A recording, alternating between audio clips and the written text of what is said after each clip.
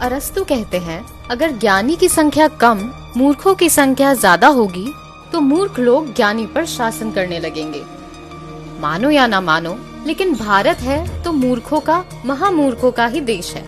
आपको ये बात भले ही अटपटी लगे, लेकिन अकाट्य तथ्य तो यही साबित करते हैं कि भारत बकायदा एक मूर्ख प्रधान देश है।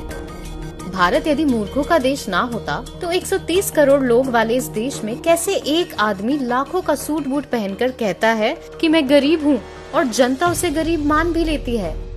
मोदी की एक ही जाति है, गरीब। भारत यदि मूर्खों का देश ना होता तो सीबीआई, ईडी, आईटी, एनआईए जैसे एजेंसियां जिस एक आदमी की कठपुतली है, वो आदमी कहता है मुझे सताया जा रहा है और लोग मान भी लेते हैं।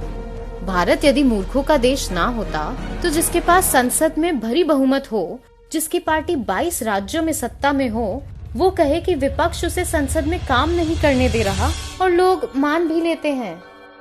भारत यदि मूर्खों का देश ना होता तो भ्रष्टाचार में जेल काट चुके लोगों को टिकट देकर भी कहता है कि मैं भ्रष्टाचार के खिलाफ लड़ रहा हूँ, लोग उसे भी सही मान लेते हैं। भारत यदि मूर्खों का देश ना होता तो जिसके शासन में सबसे ज्यादा भारतीय सैनिक शहीद हुए, वो कहता है कि दुश्मन उससे कांप रहा है। ये हमारा सिद्धांत है, हम घर में घुस के मारेंगे। भारत यदि मूर्खों का देश ना होता तो जिसके राज्य में सबसे ज्यादा किसानों ने आत्महत्या की हो, फिर भी वो कहता फिरे कि उसने किसानों को खुशहाल बनाया है और लोग मान भी लेते हैं। भारत यदि मूर्खों का देश ना होता तो जिसके राज में बलात्कार की वारदातें रोजाना नए कीर्तिमान बना रही हो, फिर भी वो कहता है उनका बेटी बचाओ अभियान सफल है और हम मान भी लेते हैं। बेटी बचाओ, बेटी पढ़ाओ।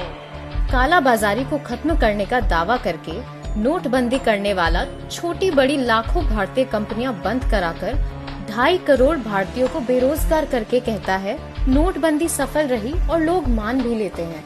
ये नोटबंदी लगी, ये सबको बाहर आना पड़ा और वही रुपये हैं जो आज इतना सारा काम हो रहा है। देश का प्रधानमंत्री कोरोना वायरस जैसी आपदा में सरकार की तरफ से की गई व्यवस्था के बारे में जानकारी देने की बजाय लोगों से ताली और थाली बजाने की अपील करता है और लोग अपनी छतें, बालकनी और गलियों में जुलूस लेकर निकल जाते हैं।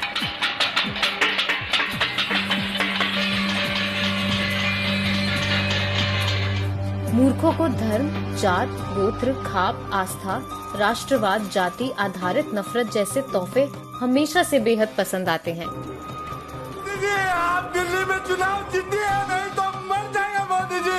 आप मेरी जान है मोदी जी, आपके बगैर नहीं जी सकते मोदी जी, नहीं जी सकते आप मोदी जी। शिक्षा, रोजगार, स्वास्थ्य सेवा जैसी बुनियादी जरूरत मूर्खों को नहीं दिखाई देती। वाह मोदी जी, वाह वाह